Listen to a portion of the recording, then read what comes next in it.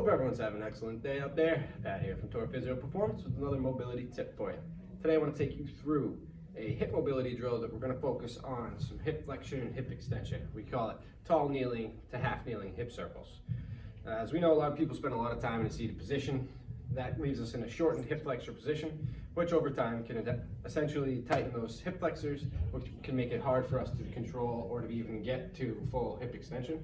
So this is a great drill for us. It's very important for us to have that in our golf swing, because as we start our downswing, we're going to go down into a squat to create some force into the ground, which is going to be hip flexion, and then we're going to push off of that ground and extend our hips to transfer that force up through the body and down through the club head.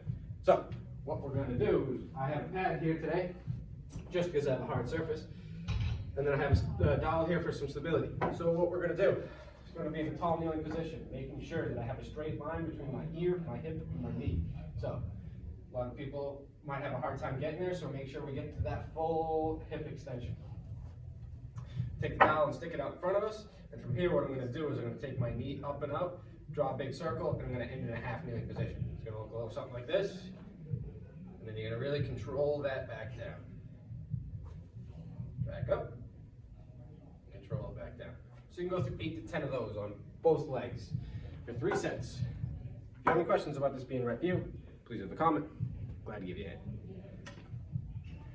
All right, Shannon. Tall kneeling to half kneeling hip circles. This is a great drill to work on some hip flexion, hip extension primarily. We're going to have some other abduction and adduction as well, but primarily hip flexion and hip extension.